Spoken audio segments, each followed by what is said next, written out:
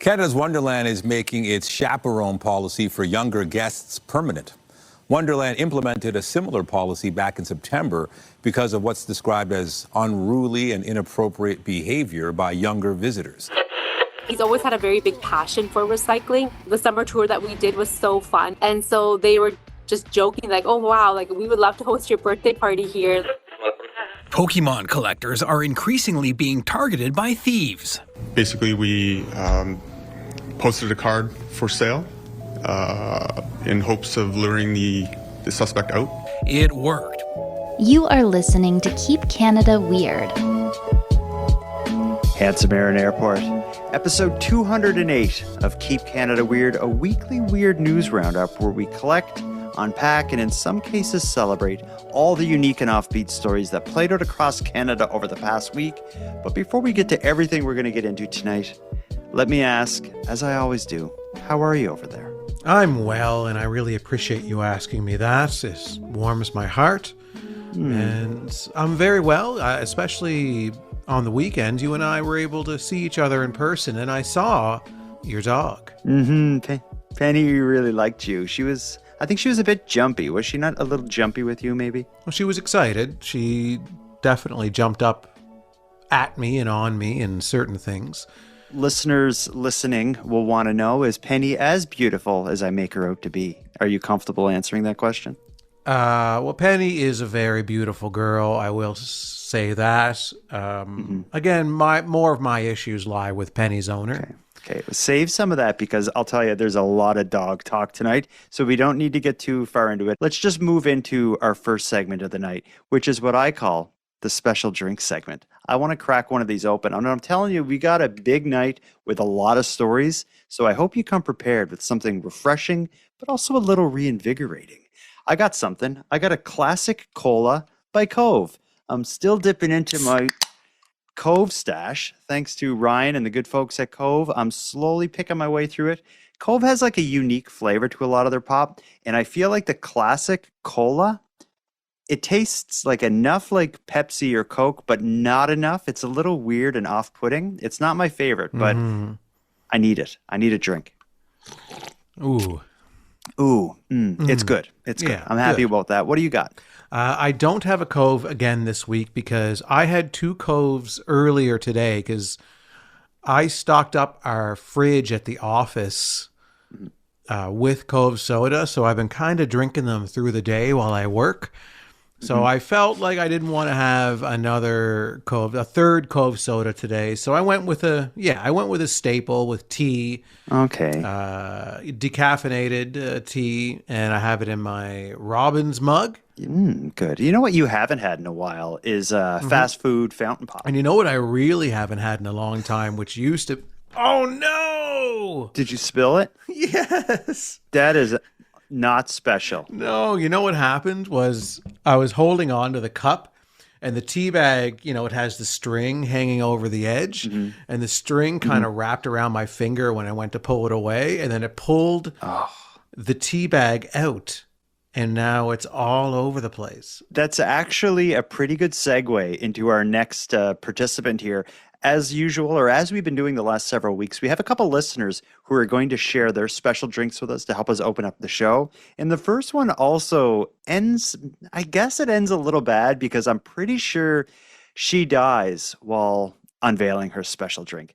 This is Melody, whose special drink unveiling, I don't know what happens here. You tell me. Hey guys, this is Melody, and I am a longtime listener, first-time caller, because I just found my first Cove soda. I am taking a little trip here in Vancouver after wrapping up a huge world premiere of Rose at the National Arts Centre in Ottawa. I was there for like 2 months, and this is how I'm celebrating and just kind of resetting in a warmer climate. And I found a Cove soda. I've got probiotic orange. And I'm going to give it a taster. I'm excited, guys. So I have had issues where sometimes the voicemails that you can send by going to thecanadiangothic.com/contact, sometimes they just end suddenly. But this one ended with the sound of an explosion as Melody opened her pop. So I don't know for sure, but I'm starting to think if you look up news in Vancouver, you're going to hear about a house explosion and the untimely death of a performer. Yeah, well, that would really be bad publicity for Cove if that were to happen. Maybe they're burying the story. Well, I'm not sure. They probably haven't heard of it. Maybe we're the only ones that know that this happened to Melody. Her call for help, her last call was to us. I don't want to open the show on a dark note like Melody's explosion. I'm going to pass the mic to someone else. We have Becky and her sister Tamara. They'll share their special drink, and this one doesn't end so poorly. Hi, Aaron. Hi, Jordan. I got myself a special drink, and my sister Tamara is here to try it with me. Some raspberry Cove soda. We'll see. Raspberry sounds like a really good flavor. Let's see how it is. It's really yummy. Does it taste like raspberry? Yeah.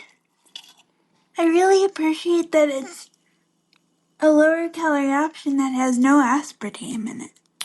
Oh, yes, that's right, because you're sensitive to aspartame. I love Becky and Tamara. Oh, that was great. Yeah, that was awesome. Yeah, and yeah, I'm glad that they found a drink that could fill that void they're looking for of an aspartame-free drink. You know, that's how I felt about caffeine. You know, I was looking for something that didn't have caffeine in it, didn't have sugar in it, that made me feel alive, and Cove was that. So. The special drink segment is really expanding, and it's exciting too. We had your mix-up, we had Melody's explosion, Becky's excitement. This is we're off to a great start for episode 208.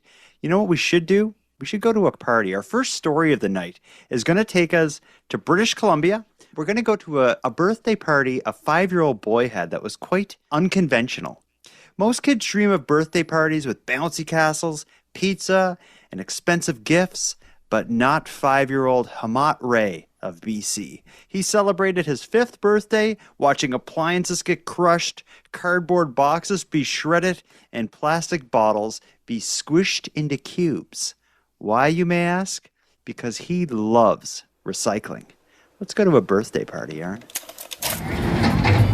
I wanted to have my birthday at the Ridge Meadows recycling facility. He's always had a very big passion for recycling. The summer tour that we did was so fun. And so they were just joking like, oh wow, like we would love to host your birthday party here. My favorite part was when they crushed all the electronics. We saw the tipper truck. I got to dump it all out by myself. And we saw the conveyor belt doing all the cardboard.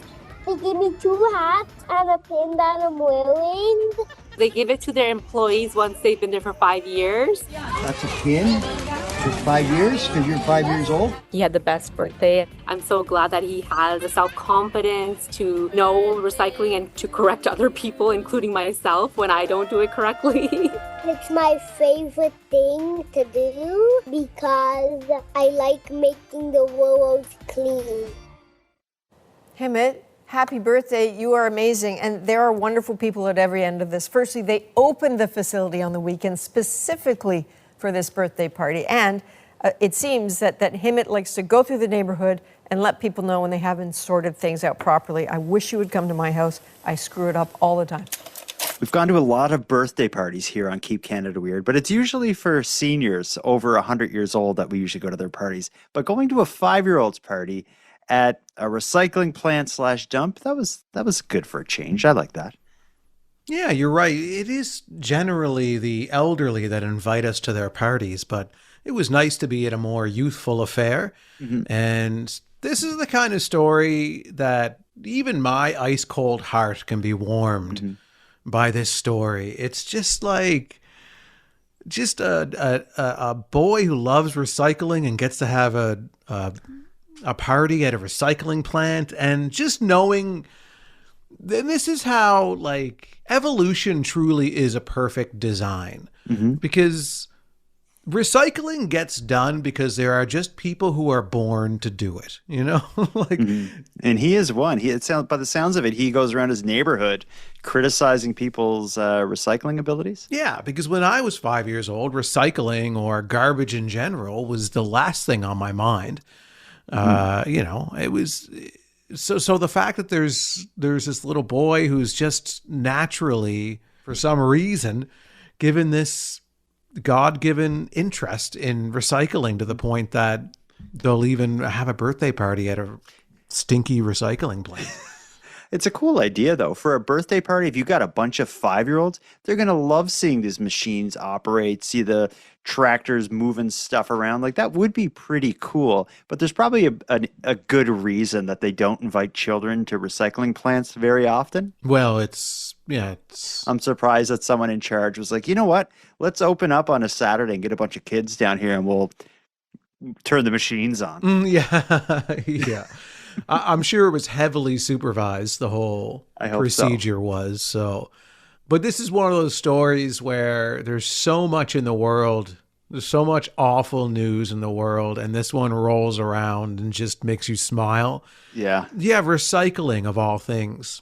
But I wonder. It is interesting, though. I think it's cool that a kid understands it, and I bet you this guy, because of this experience, he may have loved recycling before this, but this is something that will stick to him forever now. And I think, honestly, everybody should have to go for a tour of a recycling plant just so they understand how the system works and the importance of it. When you get your driver's license, another step of that, like you should do the written test, you should do a road test, and you should have to do a tour of a recycling plant. Why connect that to driving, though?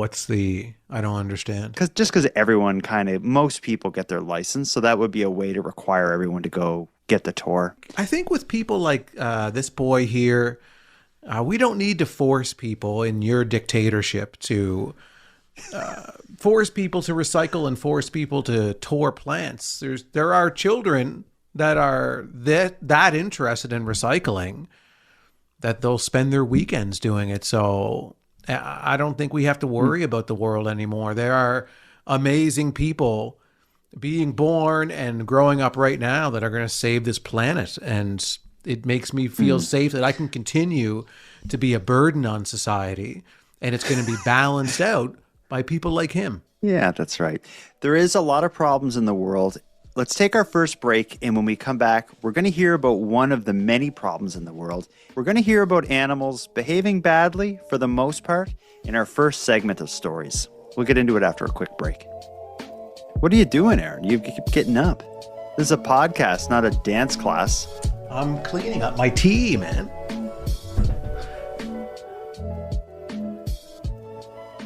Handsome Aaron Airport. We're going to be talking about animals a lot in our first segment here. We have a duo of stories related to animals, but I got a little bit of bonus stuff to sprinkle on top of it. If you recall, in our prior episode, in episode 207, at the end of the episode, we called out to listeners to share with us the story of their pet, the breed or type of pet, and nicknames they call their pet. You remember this? Oh, yeah. I've been thinking about it all week. There was a huge response to that, and I thought it was all good, but I think there's going to be parts of it that you're really going to have an issue with.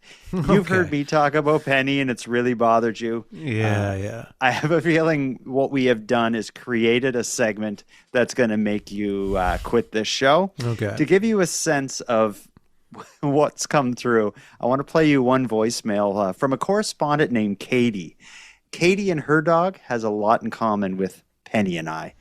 Hello, this is Katie from Louisiana. I, too, have a Penny. Her legal name is Penny Lane, and she is a medium-sized mix, I think some kind of lab, terrier, border collie. She's got short hair. She's black and white, and she's got this wonderful little kissable snout. As we all know, Pennies just have the most wonderful little, just cute snouts.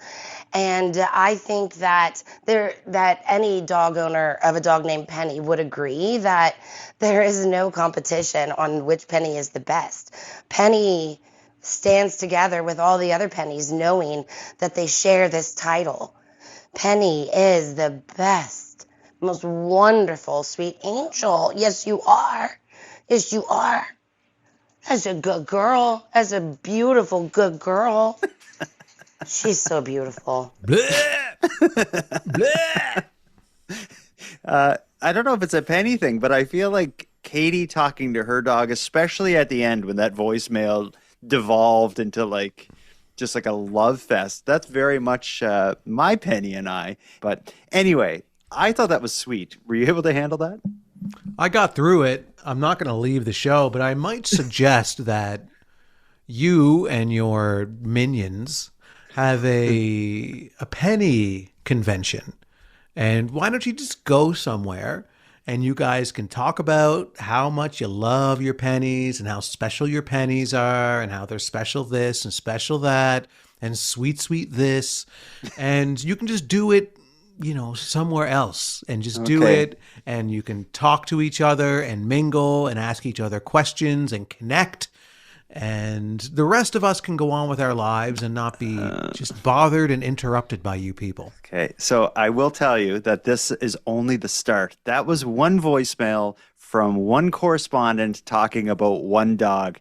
I have a whole collage of correspondents telling us about their dogs. So we're really going to get into it in a little bit, but let's get into the stories here. I promised you a duo of stories related to animals and in some cases, animals behaving badly. Let's hear the first one. Hammonds Plains, Nova Scotia, has become the setting for an unusual fight to save some local wildlife. For years, a black bear named Limpy has wandered around the community's backyards and toppled their green bins. But that seems destined to change as officials want to capture the aging bear over safety concerns. But unexpectedly, some members of the community are fighting to keep a bear, as it ages, roaming wildly around their yards. Here's the story of the Nova Scotia community that's rallying to keep a bear.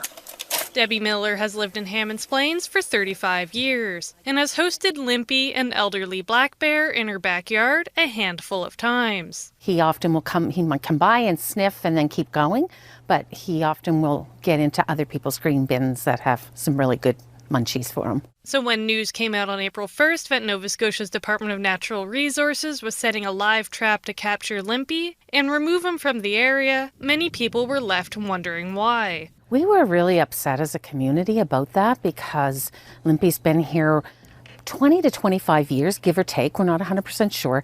And he's lived very peaceably with us and us with him. Lisa Oki says for as long as she's lived in the community, the rotund black bear has been a staple. After the wildfires, that was a big concern. Everyone in the community was, has anyone seen Limpy? Has he made it through safely?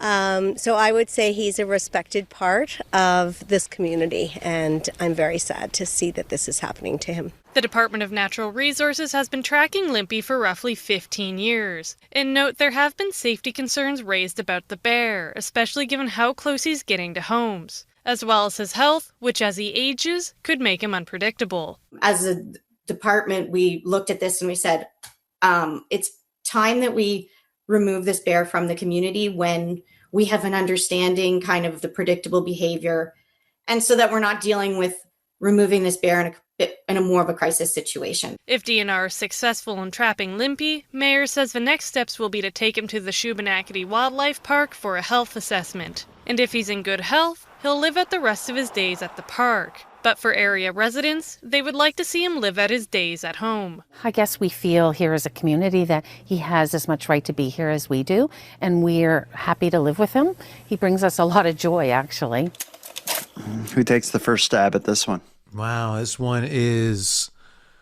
is going to be a tough one to come down on one side or the other, I think. I'm feeling I'm feeling conflicted on this one, but I'm not conflicted at all. I think. Okay, let's hear your take on it then. I'm curious. So first of all, I'm not crazy about the lady who's like kind of the main person speaking on behalf of the community. She talks like she's the mayor of Hammonds Plains. It seems like she's just a community member.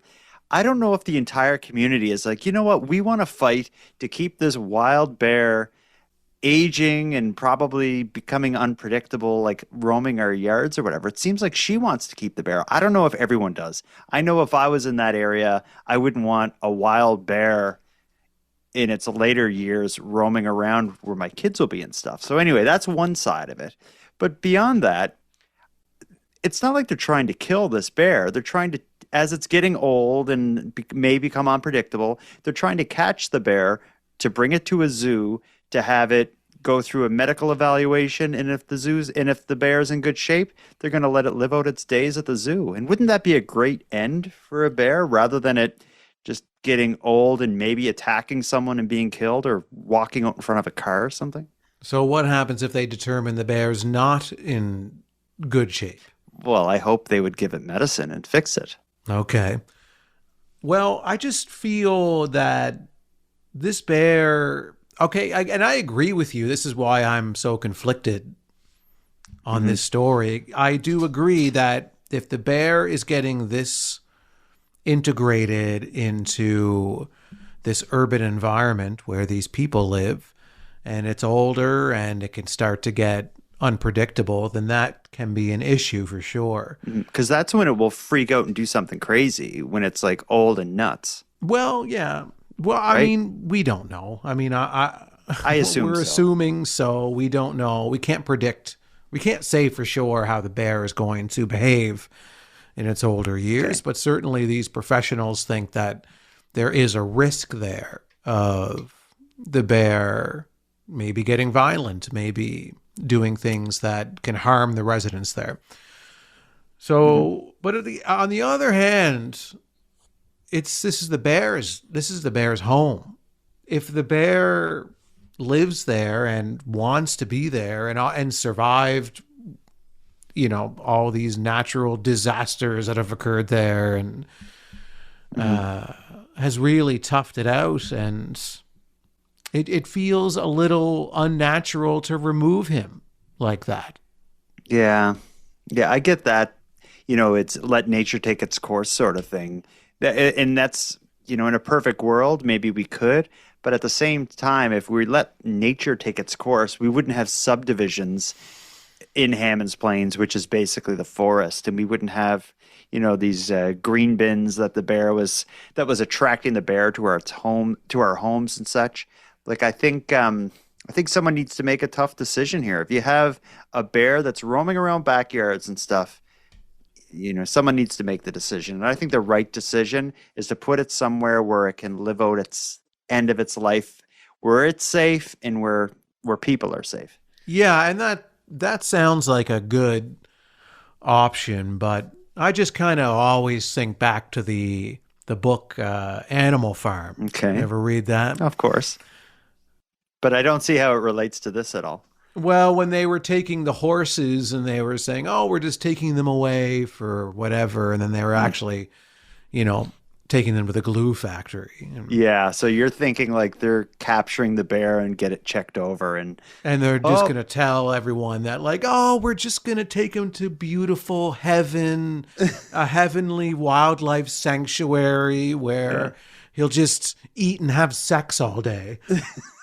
I worry that if they determine that the bear is in poor health, I don't know. I just don't feel great about the whole thing. I feel like it's... If you were a betting man, would you say that bear was going to end up like something would happen and it turned out we had to put it down? Mm-hmm. Yeah, we discovered this and that. And so we decided to put it down. But why don't they have a town hall? And do a vote. In this town. Mm-hmm. Have a vote, have everyone say their piece, have somebody mediated, have someone from the wildlife sanctuary there to talk about the wildlife and present all the options, present everybody with all the information and have everybody talk it out and see if there are ways to keep the bear around in a safe way. Mm-hmm. See if there's a compromise there. I don't know. Just, it seems like there's more exploring that could be done. It is the bear's home. The bear is there. There's maybe something else to be done here. I don't know how else to put it. Yeah, I don't know for sure, but I wonder what they usually do. Like if there was a bear in my neighborhood, I feel like I would call someone and they would just come like get it. Like I'm kind of surprised that this bear was allowed to stay there and become comfortable enough to roam around. And it sounds like it's been going on for like 15 years. Well, they've been tracking it. The scientists have been tracking it for 15 years. So weird. That is strange. Do they track all the bears? I don't know. This is really above our pay grade. It's the seedy underbelly of bear tracking. Well, there are so many scams out there now, as we'll also again get into later in this show. And there are always people tricking other people. And so maybe these are bear poachers that are tricking these people into getting the bear out of there. And the next thing you know, there's going to be a fur coat in the shopping mall down the street on Facebook Marketplace. Yeah. That's where things end up now. All crime seems to lead back to Facebook in this day and age. But anyway, if we can find out what happens to Limpy the bear, then why is he called Limpy? I'm guessing he has a limp. Well, he was limping if you watch the video. Okay, bears just kind of limp anyway, the way they walk. But yeah, I assume that's what it was. Yeah, he's got a limp. He's got a bit of a limp. And we'll follow this story. If there's updates, we'll bring them to the Keep Canada Weird Army. But we got to move on to another story about animals. And this one is about a different breed of animal altogether. Of course, I'm talking about teenagers. Canada's Wonderland is rolling out a new policy to avoid further puberty problem symptoms from surfacing in their amusement park. Referred to as a chaperone policy, the new directive means that after 4 p.m., kids 15 years and under can't be in the park without being accompanied by someone 21 years or older. Let's hear a little bit about Canada's Wonderland versus puberty. Canada's Wonderland is making its chaperone policy for younger guests permanent. All guests who are 15 years of age or younger will have to be accompanied by an adult older than 21 in order to be admitted or remain in the park after 4 p.m. each day. One chaperone cannot have more than 10 guests. Wonderland implemented a similar policy back in September because of what's described as unruly and inappropriate behavior by younger visitors. The new policy will be in effect for the entire 2026 season, which officially begins on May 3rd. It's almost like we've been raising the alarm on this issue for years, and Canada's Wonderland is just catching up. Yeah, it's about damn time. And I think this policy should be nationwide, not just amusement parks. We're talking everywhere. Grocery stores, malls, sidewalks, you name it. Basements, like anything, any place that a teenager can dwell. They need a chaperone.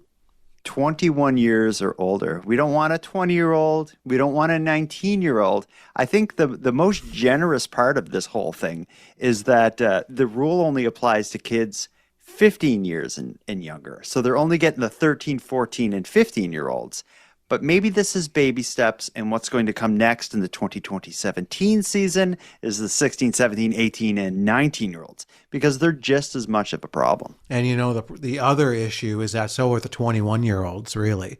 There's still a lot of puberty problem runoff that goes on into them. Yeah. And I think that they need to alter this a little bit and say anybody who's, say right now it's 15 or under has to be chaperoned by someone 25 and older or 30 and older. Yeah. Or like maybe in a perfect world, it's like 21 and under need to be chaperoned by someone 35 and older. 30. Yeah. Let's say 40 and older. 40 and older. Yeah. I think that's the way it should be structured. And it's nationwide. It's every public area. It's really any area. Yeah. Like their bedroom, the hallway, school, whatever. They have to be. What do you think led to this?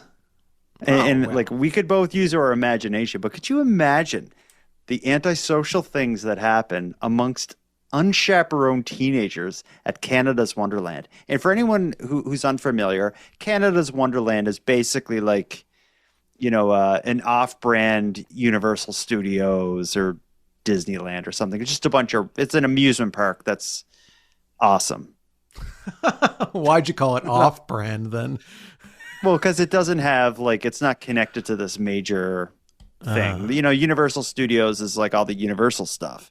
Yeah. And Disney's all the Disney stuff. Canada's Wonderland is just like sweet rides. Yeah, but I don't think Canada's Wonderland is the brand. So I don't think it's off-brand. Yeah. Well, what would it be? its equivalency for like a not Canadian listener? Its equivalency. Yeah, that's a good point. Would you just say like it's roller coasters? Yeah, it's an Water amusement stuff. park. It's just that's it. Yeah, it's awesome. Yeah, it's a big amusement park in Canada. Yeah, I went there several times. Actually, when I was a kid, I lived not too far from there, and I had like my mom bought me like a summer membership where I could go as much as I wanted to, and I pretty much went every day. I think unchaperoned. Really, unchaperoned? Yeah, and I don't think I got into much trouble. But then again, my mind was probably clouded by all the stuff that clouds a 15-year-old's mind. Yeah, you were probably getting into things that you didn't know were trouble, but if somebody told you that you did them now, you would realize like that was trouble. I was getting trouble. I'd be so embarrassed.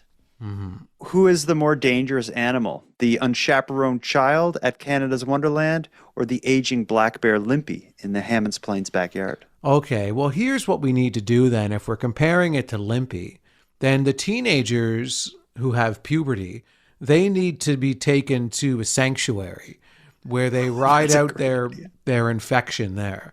And then... Could you imagine how wild that would be? Yeah, it would just be like tall concrete walls that cannot be climbed. And they're just in there and they probably fight to the death. They probably fend for themselves, really. And then they just kind of, the ones that survive can be brought back into society and given jobs when they're as chaperones. As chaperones, yeah.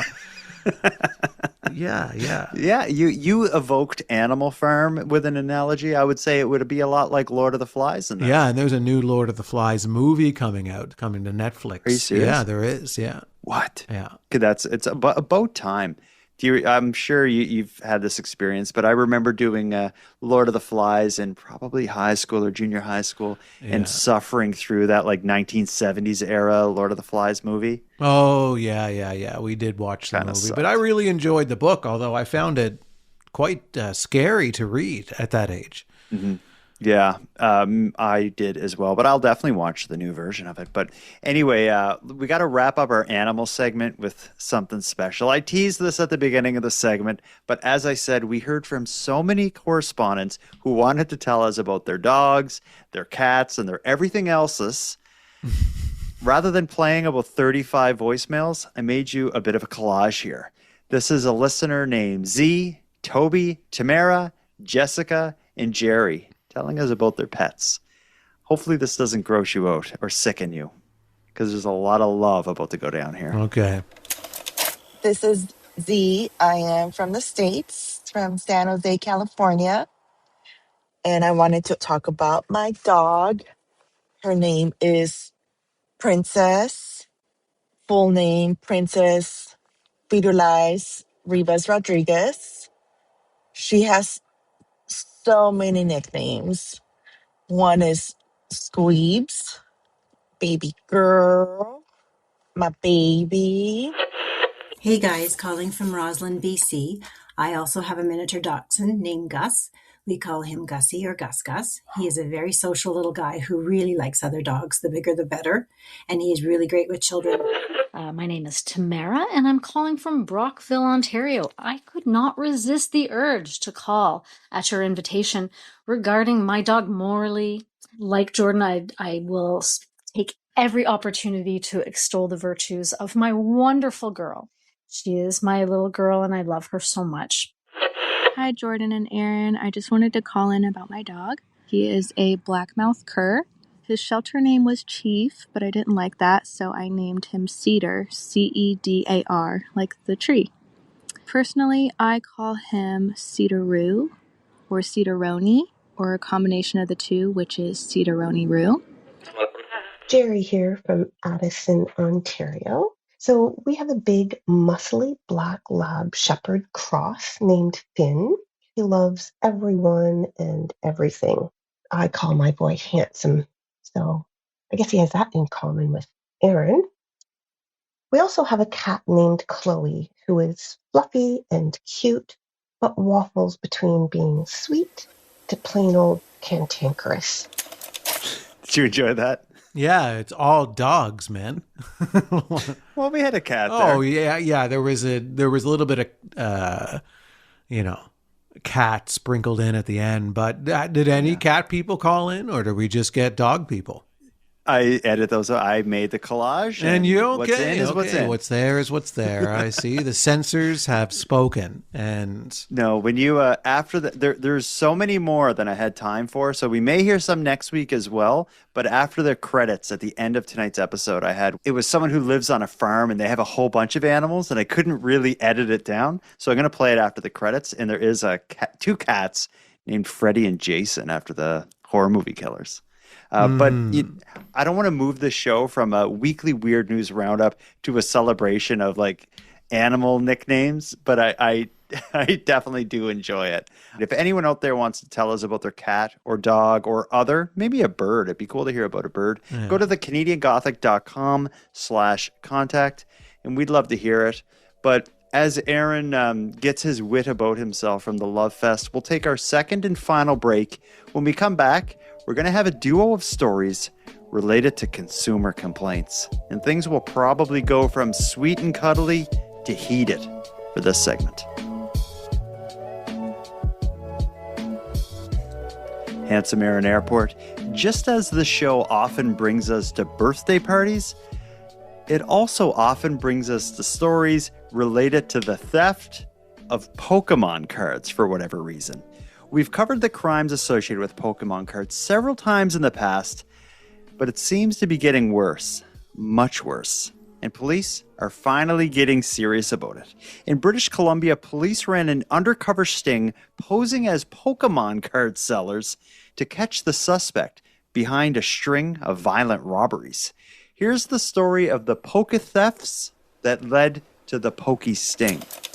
The holy grail of all trading cards. This is a 1998 Pikachu Illustrator, one of the rarest Pokemon cards in the world. Approximate value is around 4 million Canadian. You heard that right. And its owner, collector Jesse Peng, needs to be very careful. We don't keep them at the shop. We don't keep them at the house. We keep them at a secure bank vault off-site. Pokemon collectors are increasingly being targeted by thieves. Mark Lee knows firsthand. He says he was trying to sell 2 cards worth $20,000 on Facebook Marketplace in October. When he met the supposed buyers, he says were 2 teens, he was attacked. After they could tell my cards were legit, one of the suspects suddenly said, "Get him." Lee says he was pepper sprayed, and they took off with the cards. They made my eye blindness at that point, and I couldn't see. I couldn't see them. Vancouver police say they recently responded to 5 similar cases in less than a week, so officers went online and posed as a seller. Basically, we posted a card for sale in hopes of luring the suspect out.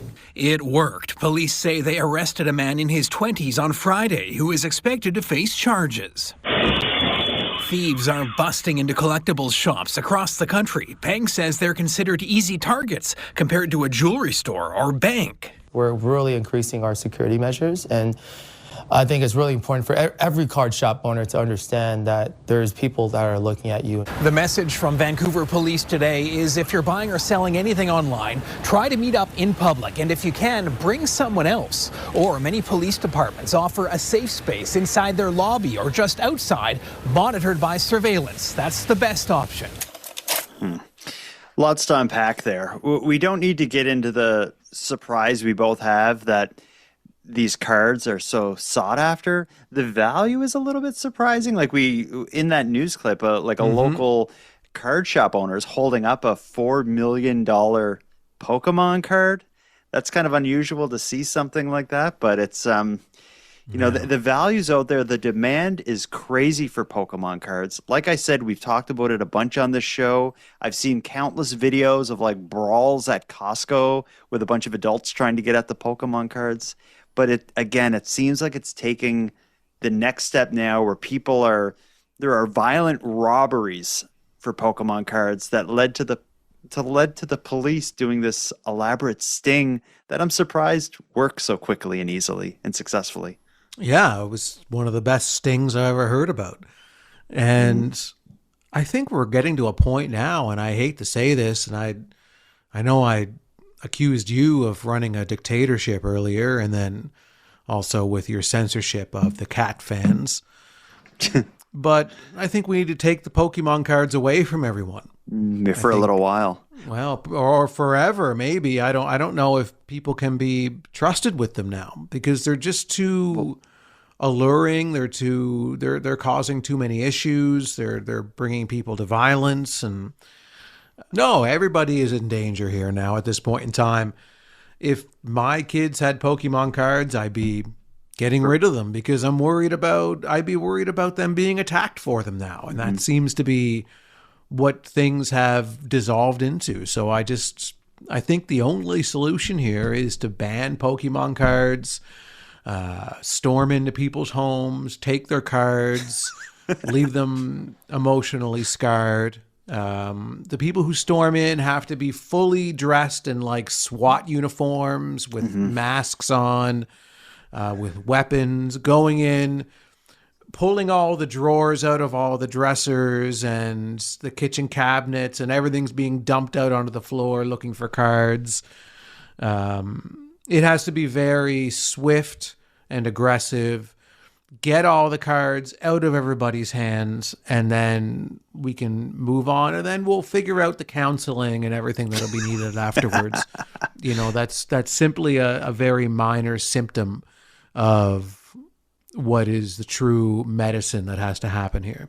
I don't want to victim blame here, but the one young man in that news clip, he was selling two $20,000-ish Pokemon cards to strangers from Facebook Marketplace. He put himself in harm's way. If you were selling two $20,000 rings, you'd never just go alone to some random place. The police offering up a safe space like that to go and do a Facebook Marketplace style trade or purchase is interesting, because when they open the floodgates to that, everybody's going to be doing it, and the police station is just going to be overrun with people doing Facebook Marketplace deals. Yeah, that's a good point, right? I think they offer it because they know no one's going to do it. It's the appearance of being helpful. But I bet you if everyone in town starts showing up at the police station to deal with their Facebook Marketplace stuff. Yeah, especially dragging a couch out from their truck, pulling the couch up to the police station, and the guy's like sitting in it and trying and looking at it. It's like, he doesn't want it. Yeah. And then the police are just watching people argue about Facebook deals in front of them all the time. Yeah. And that's what they're spending their time refereeing now. Well, you know what?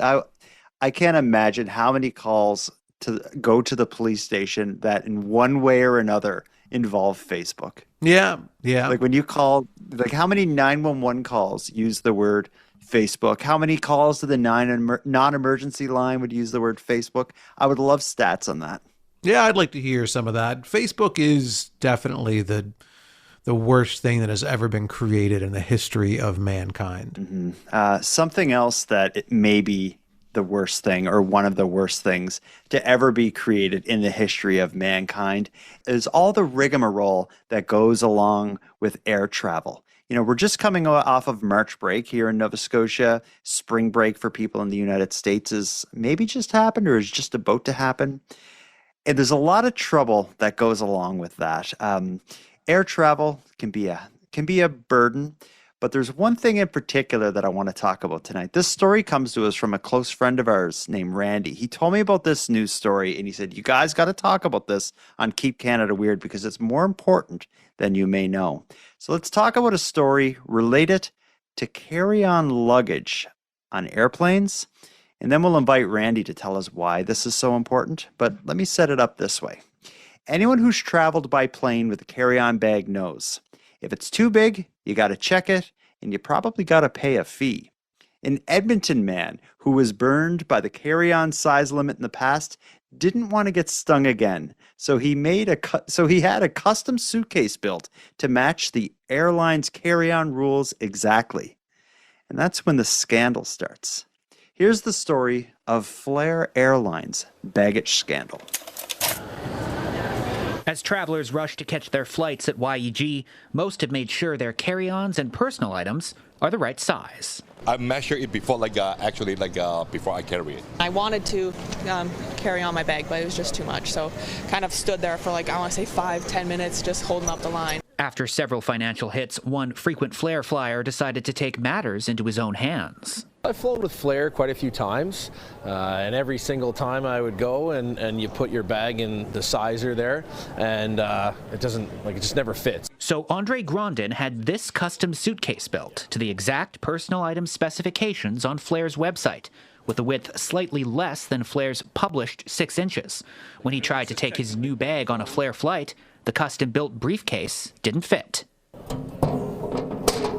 The sizer, it turns out, is about an eighth smaller than what it's listed as, the dimensions that are given on your boarding pass. You'll see on any given day dozens of customers and people at the gate saying, getting this extra charge, this last minute fee that you're not aware of, and here, put it in that sizer. It doesn't fit in there, you got to pay. In response, Flair told CTV Today, our baggage sizers are designed to match the dimensions outlined in our policy.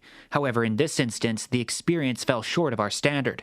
Flair contacted Grandin and offered to refund his baggage charges.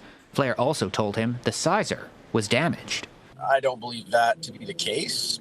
There's nothing damaged about that sizing rack. Grandin is now considering a class action lawsuit. Flair says it's initiating a network-wide review of its baggage sizers to ensure consistency with its published dimensions. Customers whose baggage doesn't fit in Flair's sizers pay a fee between $29 and $109 Canadian dollars plus tax. I think Flair Airlines met their match with this guy. I wonder if he knew that something was up, and that's why he had this bag or briefcase commissioned. Did he have it commissioned to prove the point, or did he have the thing commissioned to just get as much as he possibly could in there? What do you think? I think it was to prove the point. He's said that he flew with them many times in the past. And this was obviously something that he was noticing and wanted to prove. And this is the way to prove it. I'm going to make this thing exactly to the dimensions that they have on their website.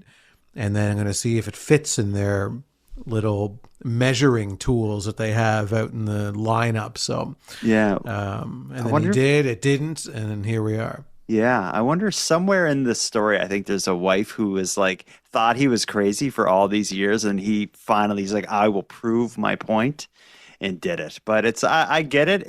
It is frustrating, but I've never got burned by that. Whenever I travel very light. I never take a big suitcase. I just bring a backpack and a carry-on.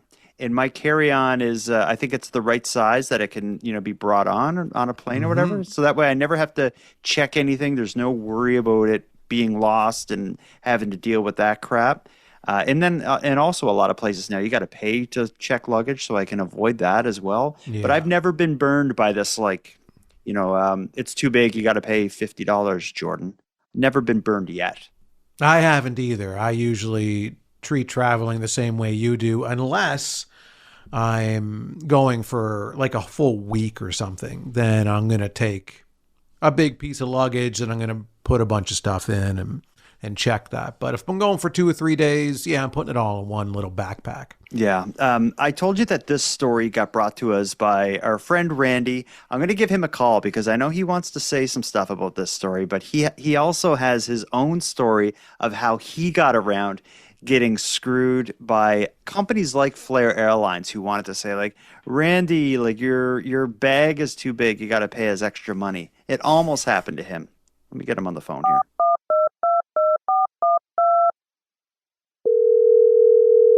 Hey. How you doing, Randy? Good, Jordan and Aaron. What's up? We're just recording Keep Canada Weird. Listeners of this show will remember you because one of our first consumer complaint stories was when you came on to talk about, I think it was too many showers at an Airbnb and maybe docked stars on a review related to the showers.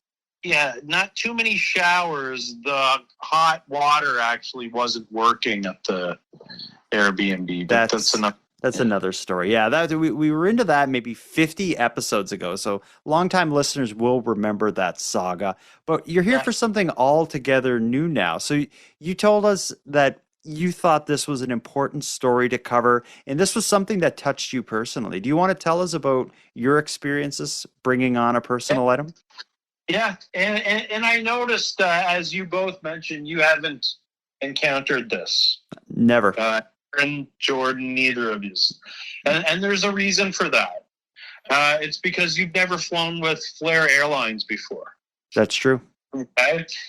So perhaps they are not familiar with the draconian personal item rules that they have, right? Okay. So I go to Toronto in the fall, and basically, as you know, I like to get to the airport good and early, probably excessively early, just so I'm not late, right? So I get there, I see this little baggage sizer that they use, and I realize my backpack is far too big to fit in this little tiny, but mind you, unreasonably small sizer. So what I do, I proceed to the washroom. You know, I take out basically most of the clothes I packed in that backpack and proceeded to put them on to myself, right? So my 2 or 3 hoodies and, 6 or 7 T-shirts and a couple pairs of pants. So, basically I did all that and then got my bag to fit in the sizer. Sitting at the airport with 6 or 7 T-shirts on and waiting for my flight. But when you got on the plane, that must have that would have shrunk your carry-on. But wouldn't that have been uncomfortable sitting on the plane with all those outfits? Yeah, big time. So what I did was I got up during the flight and went to the bathroom and took it all off and put it in my bag and then just put it up in the overhead compartment. Yes.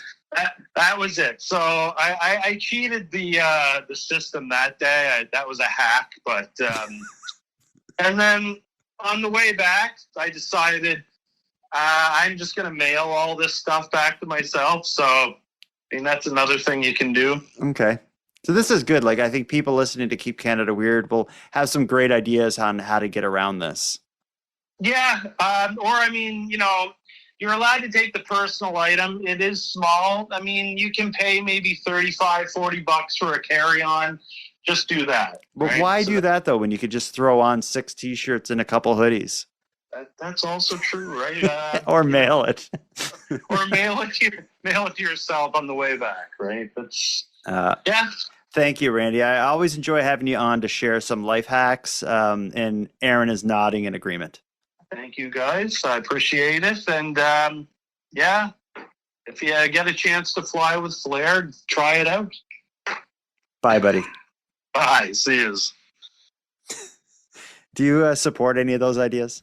Yeah, I love the ingenuity that Randy showed to circumvent the strict Flair guidelines in terms of their carry-on packages. So, but I just wouldn't fly Flair, I guess. It's a discount airline, is it? Is that the whole point of it? I think so. So much has changed with air travel. I remember it seemed like no time ago, you had a certain amount of checked bags. There was meals and peanuts and all this stuff. When I go on an airplane now, it's you got to pay for everything. They're trying to sell you stuff. You got to pay to get on the Wi-Fi. Mm-hmm. They have the Wi-Fi on there. Why do you need to pay it? I don't know. It's moral of the story is if you're going to set up some little box and if the bag's too big to get in that box, you got to pay extra. There's going to be some guy or girl who's going to test it. And if you're wrong, you're going to end up on the news. Mm-hmm.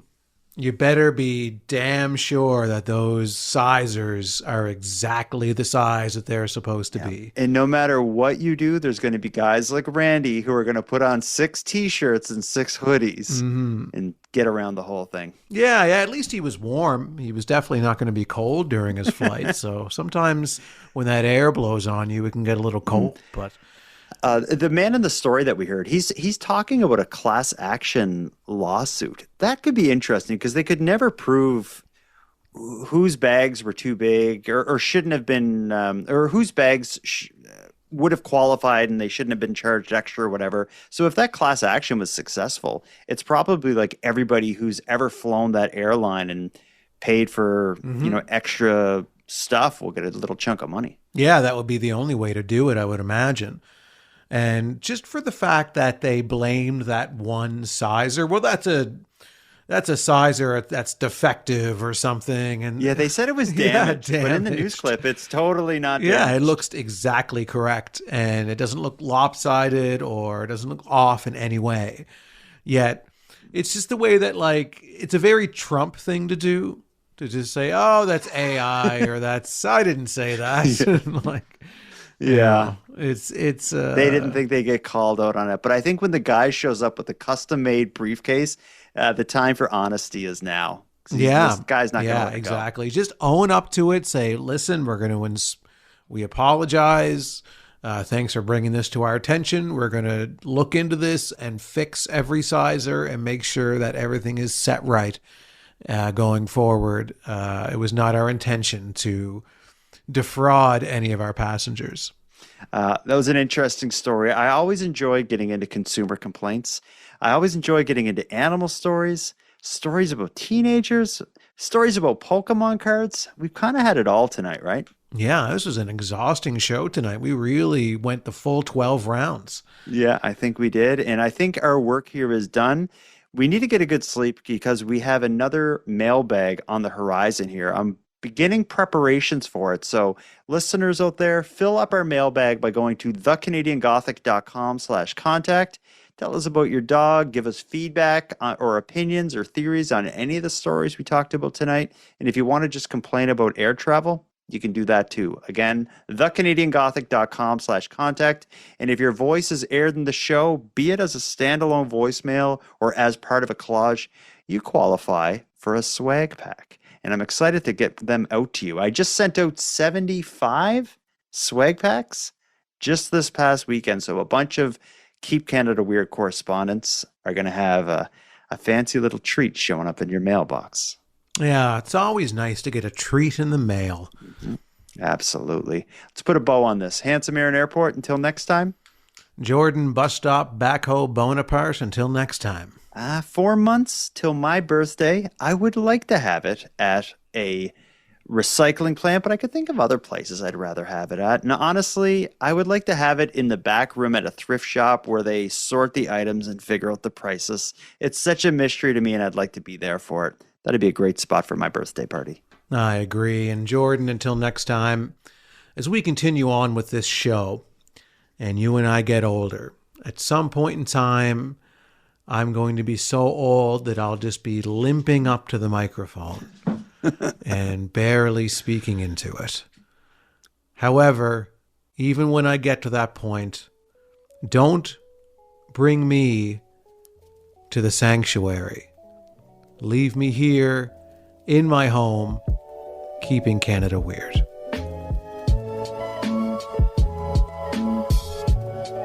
I want to thank you for helping Aaron and I fulfill our mission to keep Canada weird. Now, if any one of you listening want to get more involved in what we're doing, we need all the correspondence we can get. So if something weird happens in your area, or if you have any thoughts on anything we discussed tonight, let us know about it. The best way to reach us is by using the voice recorder that can be found at thecanadiangothic.com/contact. Now, I'm going to start wrapping up the episode, but before we part, let us thank a few people.